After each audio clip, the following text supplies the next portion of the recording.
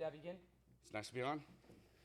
So one of the main topics that we were going to really cover, considering the mask mandate and everything, is authoritarianism and how people blindly believe in the NIH, the CDC, and really who's controlling the narrative of all this. Makes sense. I think what people first need to understand that human nature is to fall in line. They're afraid of the truth. They're afraid of things that could be damaging or hurtful to them. So they just tend to be sheep and fall in line. So it's a lot easier for them to be ignorantly bliss of what's going on in the world. So it's really easy for them to fall in line and listen to what someone wants to tell them. Right. Because you don't have to think for yourself. So a lot of it, in your perspective, is a bit of a confirmation bias. As long as they hear what they want to hear, they get to believe what they want to believe. That's absolutely correct. Okay. So do you feel as though there's a bit of mass manipulation to cause the hysteria, and not just in regards of fear instilling, like, oh, the coronavirus is going to kill everybody, but more as far as herding the sheep in various directions that are aside from that, such as, will you obey a mask mandate that isn't technically required but recommended? I don't feel that. I'm an individual who uses things like logic, common sense, and critical thinking. I know for a fact that's the case. Okay. When you have individuals who do no research on their own but simply regurgitate whatever they hear on the media, that's when you know that they are just being herded in to whatever the powers that be want them to believe. And the unfortunate part isn't that the media or the individuals who mandated the mask ordinance did that. The problem is there's too many people that fall in line so easily and quickly. Right. That's what the scary part is. That's what changed the culture in Germany during the 20s and 30s. Just small little nudges to make nationalism a more part of a thing.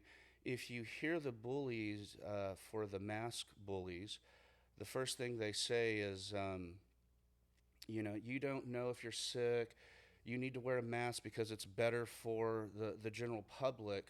Regardless of your own personal liberties and freedoms, you need to do what's best for other people, regardless of what's best for yourself. Classic communism. Exactly. The collective over the individual. That's correct. Yeah. And most people, especially younger crowds, younger generations, Gen Y, Gen Z, millennials, they are not old enough to remember what the Cold War was like, what true communism is. Yeah. The Berlin Wall fell for me in the 7th grade, so I remember what that was like. I remember growing up and having, in the 80s, earthquake drills as well as fallout drills where you'd have to get under your desk because, we never knew when the Russians or, Mikhail Gorbachev was going to try to end the world. Right. So what you see, though, is you see a lot of the younger crowd fantasize about what they feel communism is. Communism is great on paper, but when you actually put it in use and put it in effect, you see gleaming flaws, because the problem with communism is if everyone is committed to it, it would work, but the problem is individuals. Yeah. If I got up every day and went to college and worked 12 hours a day for, $200 a week in stipends and a $50 food voucher, and on the way to work, I see a homeless guy drunk every day that gets the same $200 a week and the same $50 food voucher. After a while, I'm not going to continue to work. I'm going to sit down next to the homeless guy and start drinking. So why should I work? Right. Why should I work? If I see other people living off of communism or, a collective culture, then why shouldn't I? Why should I be forced to go to work? And that's the problem, is there's too many people like myself that would get tired of seeing other people live off the system while I support them. Right. And that's another reason why I'm a conservative, because I believe in paying my taxes. I don't want anything that I haven't earned, period. That's the way I was raised. It's just the culture I was raised in. Right. The younger culture doesn't see that. So they think Mao is a god and, the child molesting Che Guevara was a genius. and Fidel Castro was a mastermind, but they're all more on the level of Pol Pot, killing millions of their own people. I mean, Yeah. Mao, for Christ's sakes, killed more than, I believe, the entire fatality rate of World War II. Yeah. It's just when you're a communist country and you control the media, you exactly let out what you want heard, excuse me. So that's where communism leads. And it's easy for people, younger people, who haven't had an opportunity to pay taxes or fend for themselves, or maybe who still lives on their parents' payroll, to think communism is a good thing. But for the working class American, for mainly red-blooded Americans, we know the difference between communism and capitalism. And I'm pretty sure for 244 years, capitalism has worked. Yeah. We've lasted longer than the Roman Empire by 7 years so far, so I'm pretty sure we're doing okay. And as much as a lot of liberals and Democrats want this to be a communist country, you have to understand that there's still people leaving Cuba by the boatload, no pun intended, or Venezuela, or any of these other communist controlled countries to come to America. So it's odd that our own people are striving for a type of government that people are literally fleeing from. So it's one of those odd things. Right, and it's as I've been doing more research with my brother Malachi, it's starting to come to the realization that these ideas that these people hold so dear are not even their own thoughts. They're technically being programmed by a massive media empire that is controlled by global elites such as George Soros and others. That's correct. Everything that's going on with the destruction of American culture, because that's what President Trump is fighting for, the soul of America, because he sovereignty. sees that we have, enemies both inside of our borders and outside. And the most terrible part is the enemy within has the most civil and constitutional rights, so they're allowed to do the most amount of damage. And just between the constant assault on the current administration, the constant assault on men's rights, the constant assault on our own sovereignty, has shown most Americans why we have a silent majority. And I really do hate that term, because people fail to forget that there is no silent majority when the president is our voice. I like that. Well put. Absolutely. I mean, we are represented by that man, and we voted him in. So That's correct. yeah. And, majority of the Electoral College elected President Trump. I believe, in my personal opinion, majority of Americans did. Yes, California, that has a higher population as well as New York, had a higher percentage for Hillary Clinton, but Right. it was the middle Americans, the ones whose voices, such as Oklahoma, Kansas, who don't really have a large population, but our Electoral College allowed us to have an equal voice. Right. The unfortunate part about the way they wanted to play out future endeavors was basically based off of population, because you could hear them screaming, oh, Hillary won the popular vote and whatnot, and we're all being misrepresented. But one of the fallacies of that notion is the fact that whenever you deal with a metropolitan area that has tons of media and everyone's so close to each other, bumping elbows, that you get this echo chamber of ideology. That's correct. So much so that the framers of our Constitution, Thomas Jefferson and the like, created the Electoral College, because they knew that people in largely populated areas would have a larger voice than, let's say, the outer areas of the 13 colonies like Kentucky or whatnot. So everything was planned perfectly. And although there are many flaws in our Constitution, that is not one of them. Correct. That is what allows sparsely populated states like North Dakota and Alaska to have an equal voice in politics. And at the end of the day, again, even though we started off with slavery, at the end of the day, the forefathers wanted this to be a nation based on equality, both with men and the way our political systems ran. Right. That's why communism is such a direct conflict of Americans' ideas, cultures, thoughts, and belief system. That's a tough one. That's a tough pill for liberals and leftists to swallow, is the fact that while they want to argue that the Constitution isn't perfect, and we can all acknowledge that, that's why there's amendments to it, That's correct. they're pretty much just attacking the vague wording of it all. And that's also comes into effect like whenever it came to the impeachment clause. And they're trying to say that, well, Donald Trump doesn't have the power to pardon anybody because of the impeachment clause. But you actually read the impeachment clause, and it's extremely vaguely worded. Well, both sides of the aisle tend to do that. I'm not going to say even the Republican Party Right. is without flaw or fallacy, because we do the same thing they do. The difference is they ratchet it up to the extreme, where we might say we disagree with your policies because they are fiscally inadequate. Democrats or liberals will say we don't agree with you because you're a racist. And Yeah. the difference between conservatives and liberals, not necessarily Republicans and Democrats, but conservatives and liberals, in my opinion, is conservatives tend to vote logically while liberals tend to vote emotionally.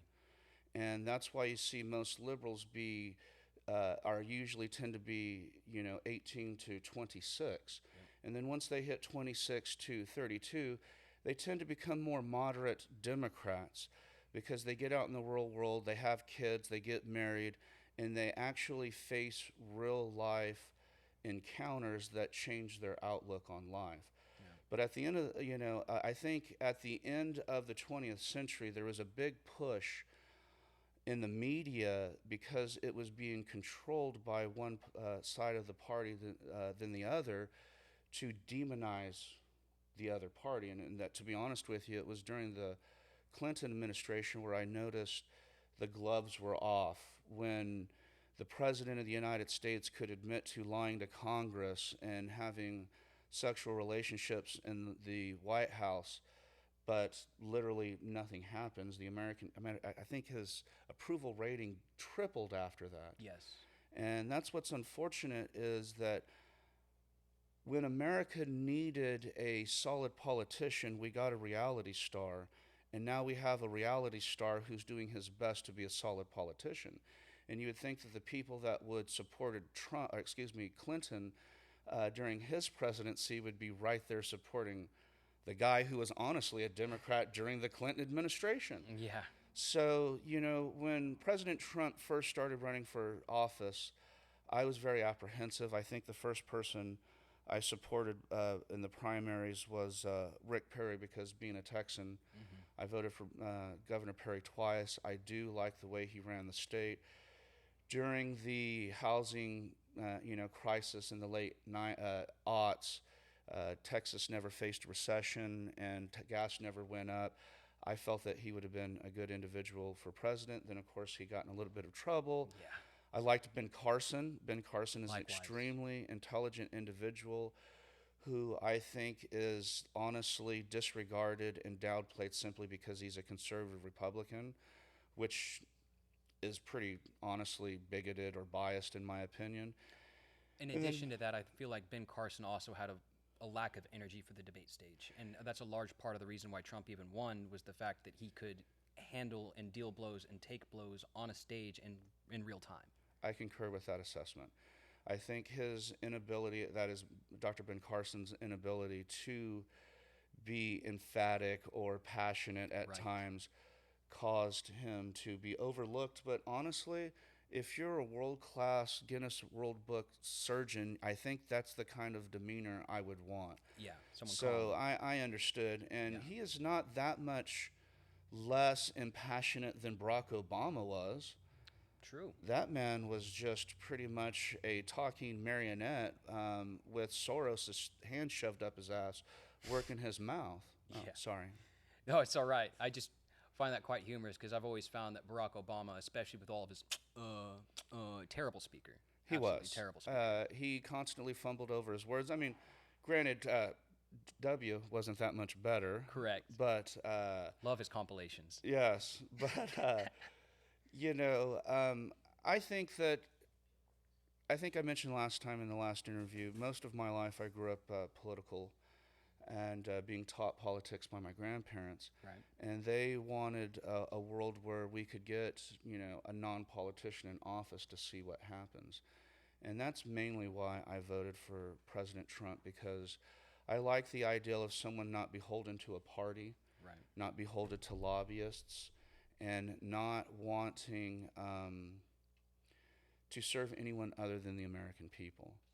I think the way that he handles himself on Twitter, and I believe the way most people say that he is unpresidential, is exactly what you get when you get a non-politician who hasn't been groomed for 20 years or more to be a lying sack of shit politician. Right. So, and that's what most Democrats fear, is the honesty that President Trump provides to the American people, because instead of seeking re-election by bullshitting the American people, he's just going to be honest with you, much like Teddy Roosevelt was. Yeah. People want to say that he is the most unpresidential candidate or president we've ever had, but yet JFK cheated with somebody, Marilyn Monroe, Teddy Roosevelt got in fist fights with people. So I'm pretty sure Teddy Roosevelt used curse words from the podium, and literally he had what was called the bully pulpit. Yeah. So that's exactly who he was. Carry a big stick. That's right, and that scares people. That scares people, especially if they are docile, Yeah. and that's what the Democratic Party has groomed their constituents to be: mindless drones. And again, they don't think, they feel, and when you present facts, it hurts their feelings. Most people don't realize that actually H.W. Bush put the ideal of a new world order in motion back in the 90s. Right. And people don't like hearing that because they want to think that it's a George Soros, de Rothschild-run Illuminati-style organization, the Bilderberg groups or whatever. But what they don't realize is everyone answers to these people, except for our current president. People want to say that Donald Trump's a terrible guy, but he literally was elected to drain the swamp. So when the swamp attacks him, the Nancy Pelosi's, the Chuck Schumers, I literally double down on my support for Trump, because I figure if my enemy is talking terrible about me, I'm doing something right. Absolutely. And that's where we're at currently. I'm not so sure Nancy Pelosi isn't ill, because I don't know if you guys have noticed this, but in every interview and in every public appearance she's had since March, she wears a neckerchief of some sort. Mm-hmm. And I'm still trying to figure out why no one in the media has addressed that. Not even, like John Roberts from Fox News or some third party OAN or something, but... Right. I would expect OAN or Newsmax to right, eventually cover it. I think that's something that people need to bring up. I mean, I don't know. Maybe she's hiring some scars from a neck lift. I don't know. Maybe her waddle's hanging too far down like a turkey. I don't know. Could have been thyroid cancer surgery. It could be something. Yeah. Thyroidectomy. But, my point is that Nancy Pelosi can't be attacking the physical ability of the president when I have questions about her own health. Right. And Biden's been out of commission for quite some time now. Well, that's not because of his necessarily because of his age. It's because of his dementia. The guy is, a few tacos shy of a combination platter, and most people are just wanting to overlook that because they hate the Doritos-colored man much more. Right. And I was watching, I believe. For once, I was watching Tucker Carlson last night, and he had an individual on that had a bunch of stats and surveys that said, like, the 53% of people who voted or say they're supporting Vice President Biden isn't necessarily supporting Biden as much as they're voting against Trump. Never Trumpers. Yeah, and then they went on to say that of that 17% are what we discussed earlier, rhinos, which, let's just be honest, those are Democrats. I remember in 2008 during the general election in California, we were pushing for what was called Proposition H to define marriage between a man and a woman. Okay. And what most Democrats were doing is we were going out and changing their party affiliation to vote in the primary as a Republican just to stack the vote so that it could, fail or whatever. That's So, dirty. honestly, I remember on the Voice of America, America's news anchor, Rush Limbaugh, saying, 12 years ago, the same thing was happening then, that people were changing parties for the primary to vote against Mitt Romney against for the other one of the other primary individuals, and of course switching back to vote for Barack Obama. So that's just normal George Soros tactics. Right. A lot of what's going on in America today is being payrolled by George Soros and the like, from the push of third wave feminism to the attack on American sovereignty. Remember, 2 years ago, there was hundreds and thousands of people coming up in The caravan. caravans, and Yep. those don't exist anymore. And what do you know? 2 years later, we have a virus that kills, honestly, less people than the flu. If we're going to keep a running tally of the coronavirus, then we should go ahead back to 1952 when we started keeping tabs on the flu, which is about 115 to 220,000 fatalities a year. Because what they're not doing when they have this running statistic of, let's say 4 million Americans have gotten coronavirus. Well, since when? Since October? Well, how many people have, contracted AIDS since 82? How many people have gotten the flu since 52? Yeah. How many people have been cured from cancer since 92? We're just going to start throwing things out there. And what the media tries to do is they push this narrative like they're doing in Oklahoma. Well, we need to shut down Oklahoma schools because there's been a 7% increase of, coronavirus confirmed cases. But when you look on the grand scale of things, that 7% is actually only like 13 students. 13 students in a state where we have almost 500,000 students. Of course, 7% sounds much more scarier than 13 students. Yeah. So that's the narrative they're pushing. They're not pushing a narrative of 99.97% of the people are surviving COVID, Right. and that the masks aren't necessary. For Christ's sakes, most of these masks aren't made to handle a virus. No. Even the surgical masks that doctors use are mainly made for sterile locations. After they're done using it, they throw it away. They don't wear it all day long. They're made to protect you from, things like bacteria, not a virus that's supposed to be 160 times smaller than the width of a hair. Well, I'm pretty sure that goes through any type of fabric or anything. And if you have an N95, you're breathing in clean air, but you're blowing out contaminated air. So the ideal of any of these things working doesn't work, but what you have is you have enough fear to push an agenda that causes several sort of other things, like, I keep saying it over and over again, bullying. Yeah. I've seen more people bully. I was in Walmart the other day. Pardon me. I went into Walmart.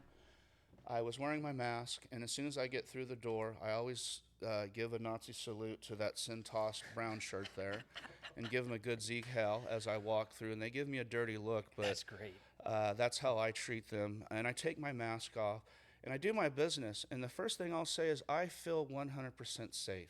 Why? Because every other person in Walmart's wearing a mask. Why do I have to wear a mask if everyone else is wearing a mask? Thanks for looking out for me, guys. Yeah, that's just common sense. I'm being honest with you. Hey, if your girl's on birth control, would you still wear a condom? No. That's So if 6 feet work, then the mask don't. If the mask work, then 6 feet don't. But doing both of them is, again, having sex with your girlfriend on birth control while wearing a condom. One of those things aren't working, or you don't need both of them. Yeah. I'm just being honest. And furthermore, as I was walking out, some guy behind me was like, "Don't you have to wear a mask when you're in here?" And he's like, the lady that was at the door there, she's like, "You don't have to. It's suggested. And you don't have to if it's a medical condition." And he just started walking off, huffing and puffing, but he doesn't understand that I have something called free will. And if I don't want to wear a mask, it's my body, my choice. That's my medical condition. I I have have a free right. will. Yeah. I have a right to do whatever. They can't ask you why. We're protected by Fourth Amendment and HIPAA laws. The police officer can't even ask you why. That's why even if they were to give you a ticket, it would be thrown out of court. Because if they gave you a ticket for not wearing a mask when you legally have a reason not to wear a mask, that's a lawsuit. I mean, most police departments are being defunded. I don't think they really want to deal with that. Hell, I've heard the sheriff of Payne County is not even enforcing it at all. Yeah. The police department rarely enforces it because they realize it violates your constitutional rights of liberty. I mean, if you don't want to do something, you shouldn't have to. I'll be honest. I don't even think I should have to wear a motorcycle helmet if I don't want to. Right. I shouldn't have to wear a seatbelt if I don't want to. It's your life. So the fact that you're making me doesn't make sense. And a lot of times I especially heard,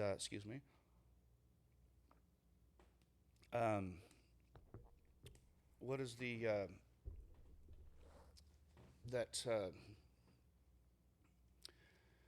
sometimes liberal professor that everyone always goes to, I think he's out of Yale.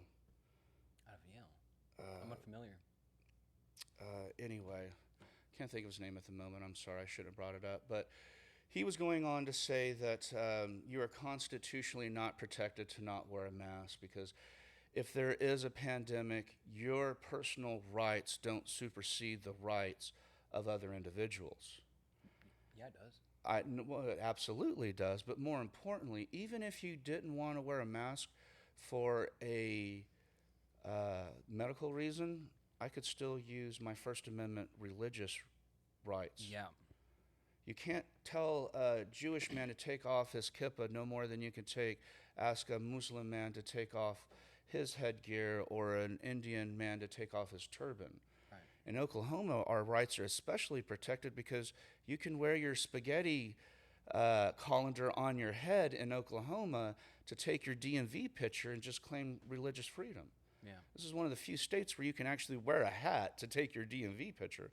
And it's for, of course, a ridiculous reason. There's no such thing as spaghetti god last time I looked, but Yeah. hey, I respect other people's beliefs. I don't necessarily believe in Vishnu, but I know there's like 2 billion, Indians that do, so respect for their beliefs. Absolutely. That's what tolerance is about. Isn't that what we were taught as children in school, in church, and by our parental units, that we tolerate other people's thoughts and beliefs? That's what being an American is. To be American it's a dream, it's a thought. It's a belief that everyone could be treated equally, everyone could practice their religion equally, everyone can do what they want as long as it doesn't harm other people. Right. Nowhere in our Constitution are are you protected from being offended, or nowhere in the Constitution does it say a micro-minority's voice should be louder than the majority.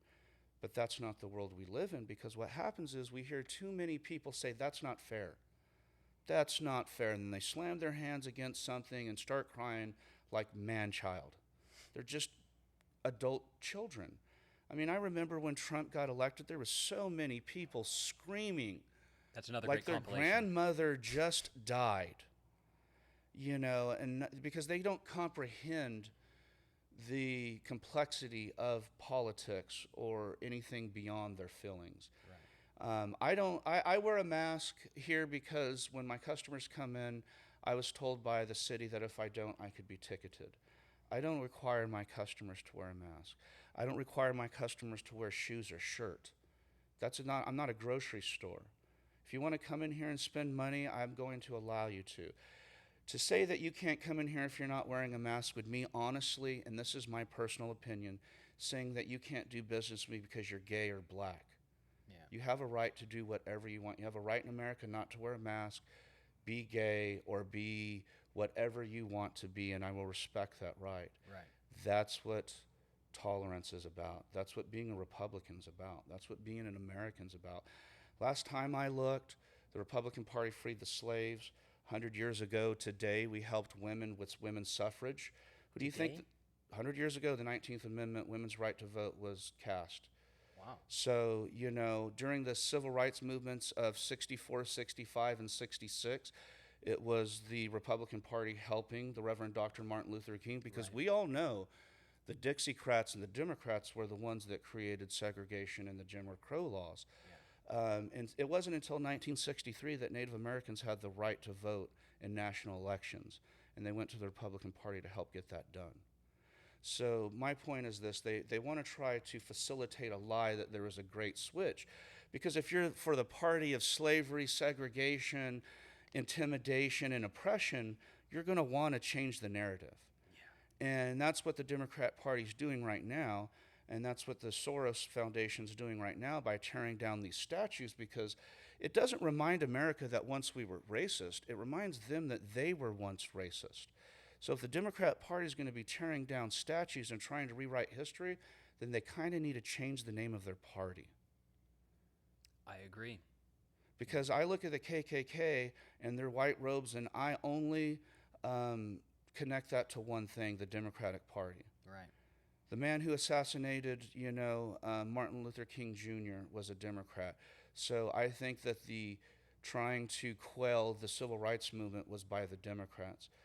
All of the lynchings that happened in the 20s, 30s, and 40s was from the Democratic Party. And there's a great quote from a movie I'm sure most of us have seen called The Usual Suspects. But one of the greatest lines in it was the character Kaiser Soze once said, "The greatest trick the devil ever played was convincing the world it didn't exist." That's exactly what the Democrats are currently doing. Yeah. They're trying to convince the world that they are the party of equality while spewing out inequality. Right. They're a party of intolerance while saying some of the most bigoted and hatred things. Wait, you believe that we should build a wall? Then you're a blank, you're pejorative. Well, they're still practicing the same intolerance they always have. Yeah. The problem now is they have their propaganda machine. Not the Nazi Empire had Goebbels. Mm-hmm. Well, these people have the mainstream media. They have Disney, because that's who owns CBS or ABC. Disney, who's pushing a politically correct agenda to the point that Disney, some of their products are being and branding's being destroyed. Yeah. Star Wars, which I'm a huge fan of, is garbage now.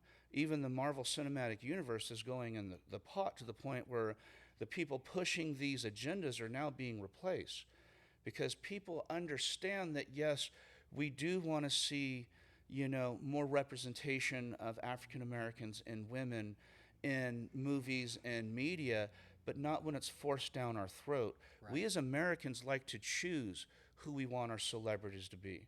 We want to choose who we get behind. Gal Gadot, for instance, Wonder Woman, the first Wonder Woman movie was directed, written, and starred by a woman. Never once did I feel an assault on my manhood, my intelligence, right, or my fandom watching that movie. I can't say the same for Captain Marvel. Brie Larson is a feminazi who literally attacks men of all ages. When she came out and said, we don't need 40-year-old misogynists to come out and watch these movies, two things I took offense to. Number one, I'm a 40-year-old man, and number two, 40-year-old men are Gen Xers. We're the reason why there is so much equality today. If it wasn't for our generation tearing down our parents' nonsense, you wouldn't have so much interracial relationships today.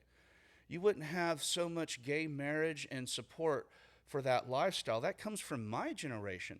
I don't think Brie Larson understood when she made that very hateful statement. She should have been talking about my parents' generation, the boomers. Yeah.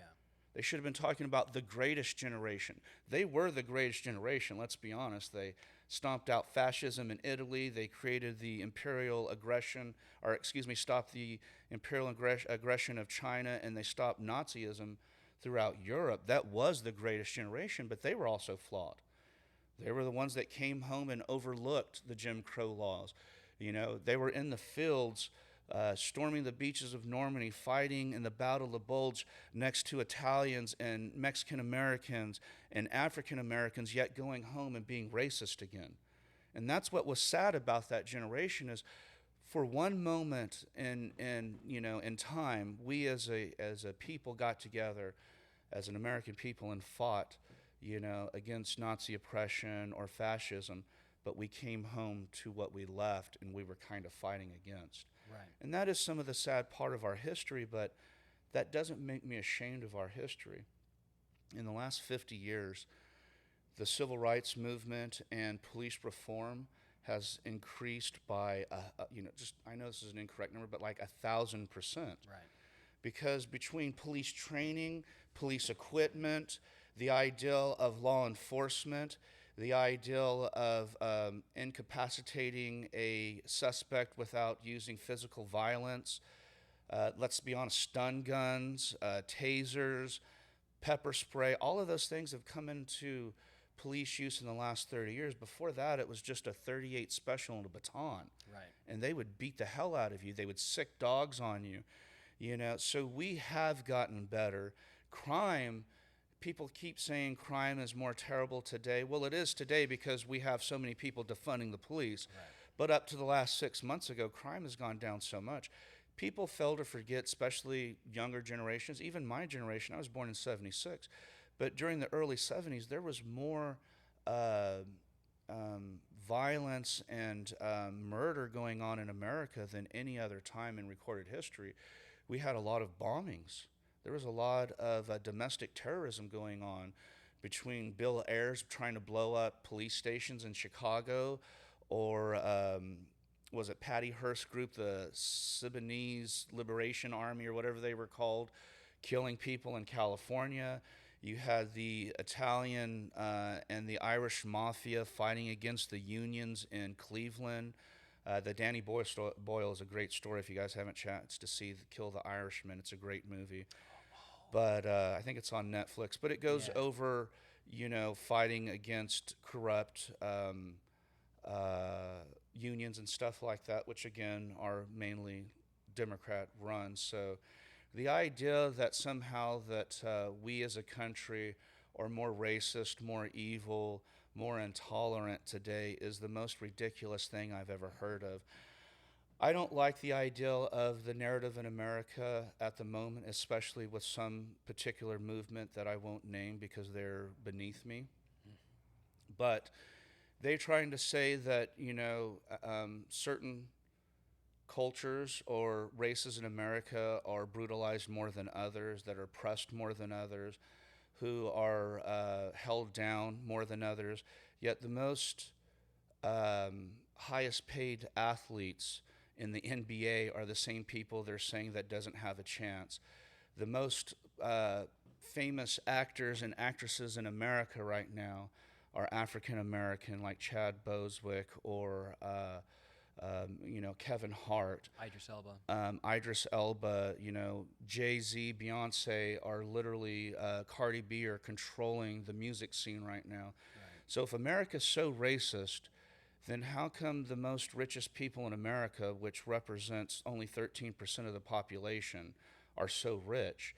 Because America isn't racist. You have a lot of Jewish Americans, Latino Americans, Caucasian Americans, which is a very generic term, but let's just say Irish Americans, Italian Americans, supporting these individuals. Let's be honest, if America was really as racist as the movement was trying to say, Beyonce wouldn't be a millionaire.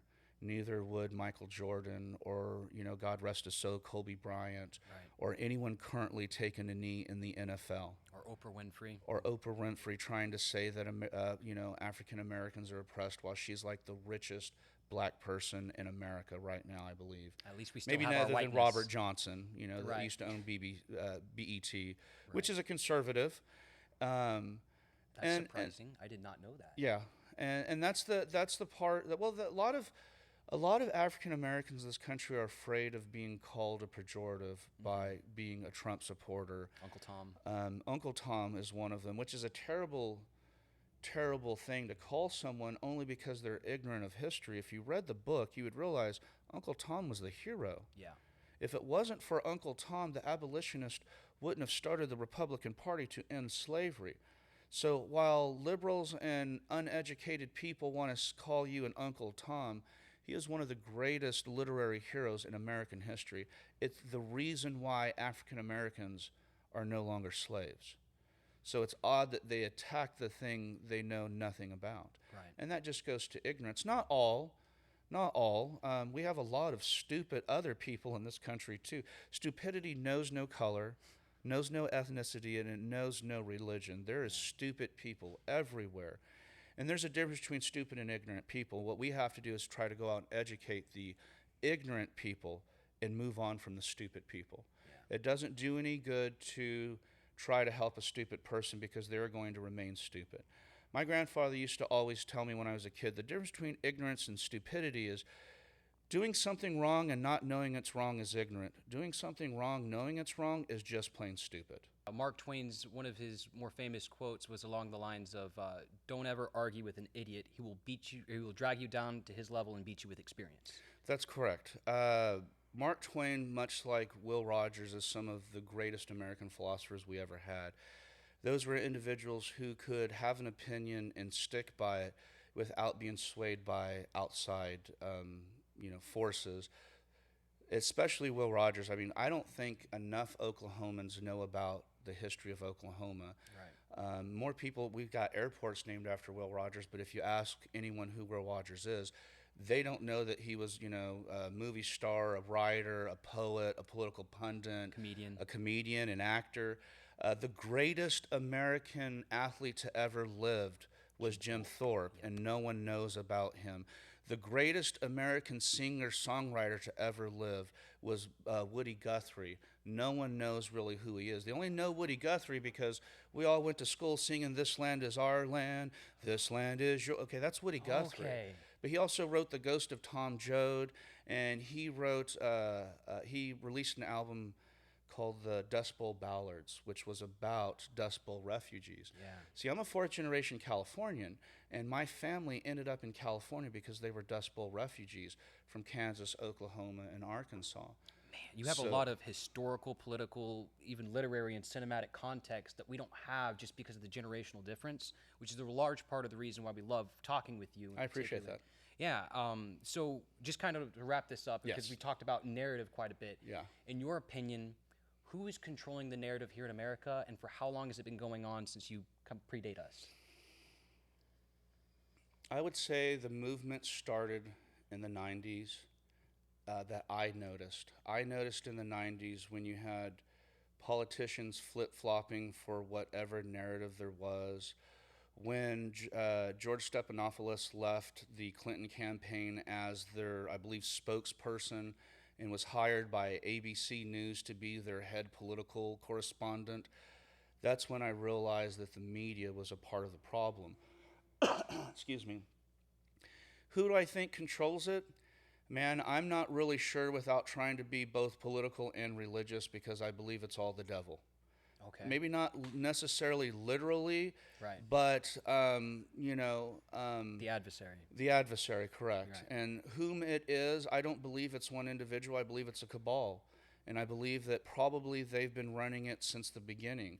This ideal of an Illuminati, Bilderberg group, the de Rothschild, there is always a little bit of fact to every conspiracy theory, every piece of legend or myth. There was once, a Gilgamesh. Right. But did he do the things that we talked about? Probably not. Maybe in 300 years, Abraham Lincoln would have freed the slaves with his own bare hands. We don't know. But I think that, in my opinion, it's just in the 90s, in my lifetime. The difference is they always did it from behind the curtain, like the wizard in The Wizard of Oz. Right. Now they're just doing it in your face. And, again, not to get religious, but at the end of the Bible, there's a book called Revelation, and it speaks of a lot of things that are eerily happening today. And I know how prophets happen and how people who read palms do. They give things that could be interpreted in a certain way. I mean, people have been trying to interpret Michel Nostradamus's quatrains for 500 years and fitting it into their narrative, and I'm not trying to use that with my point with Revelation, but my point is it said at the end times, good people would be looked upon as bad, and the bad things would be elevated, and you would promote the evils of this world. Right. And morally speaking, homosexuality is a sin. And homosexuals make up less than 3% of our population. But almost every movie or television show has a representation like it makes up 70% of our population. I actually like the song. It's pretty vulgar, but the new Cardi B WAP song, Right. everything in it is morally corrupt. But that's what's #1 on Spotify, iTunes. YouTube. The ideal of, fornicating and not paying your taxes or not obeying laws, or I don't care if this is a law, I feel that I'm above the law. These are the things that were talked about in Revelation. And no, I'm not trying to, again, delve into a religious conversation here, but I'm just saying that there are barometers in human history and warning signs. And people discredit things because it may be from a prophet or, a clairvoyant like Nostradamus or someone like that.